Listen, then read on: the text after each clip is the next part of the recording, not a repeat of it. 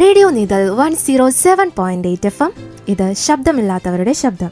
1957 July 10 പ്രശസ്ത ശാസ്ത്രജ്ഞനായ doctor Hiralal Chaudhary, മലയാളികളുടെ അഭിമാനമായ ഡോക്ടർ KH ആലിക്കുഞ്ഞി എന്നിവർ ചേർന്ന് കാർപ്പ് മത്സ്യങ്ങളിൽ വിജയകരമായി നടത്തിയ പ്രേരിത പ്രജനന സാങ്കേതിക വിദ്യയുടെ ചരിത്രപരമായ കണ്ടെത്തലിന്റെ ഓർമ്മ പുതുക്കുന്നതിനും നിലവിൽ രാജ്യത്തെ ആകെ മത്സ്യ ഉൽപാദനത്തിന്റെ 60% സംഭാവന ചെയ്ത് ഭക്ഷ്യസുരക്ഷ ഉറപ്പാക്കുന്ന കർഷകരെ ആദരിക്കുന്നതിനുമാണ് എല്ലാ വർഷവും ജൂലൈ 10 ദേശീയ മത്സ്യ കർഷക ദിനമായി ആചരിക്കുന്നത്.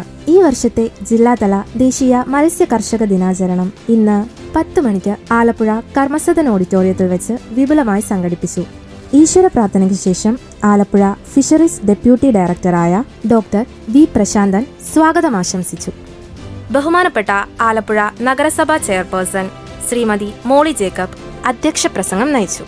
ആദരണീയനായ ബഹുമാനപ്പെട്ട ആലപ്പുഴ നിയോജക മണ്ഡലം MLA ശ്രീ AD തോമസ് ഉദ്ഘാടനം നിർവഹിച്ചു. ഉദ്ഘാടന പ്രസംഗത്തിൽ അദ്ദേഹത്തിന്റെ ജീവിതത്തെ തന്നെയാണ് അദ്ദേഹം ചൂണ്ടിക്കാട്ടി. അടുത്തതായി മത്സ്യ കർഷക ദിന സന്ദേശം നൽകിയത് ആലപ്പുഴയിലെ fisheries assistant director and JMK nodal ഓഫീസറായ ശ്രീമതി ചന്ദ്രലേഖ T ആണ്. ജില്ലാതല മത്സ്യ കർഷക ദിനാചരണത്തിന്റെ ഏറ്റവും പ്രധാനപ്പെട്ട ഭാഗത്തിലേക്കാണ് നമ്മൾ കടക്കുന്നത്. എല്ലാ മത്സ്യ കർഷകരെയും ആദരിക്കുന്നു. ആദ്യമായി ആദരിക്കുന്നത് ബഹുമാനപ്പെട്ട ജോർജ് അലക്സാണ്ടറിനെയാണ്.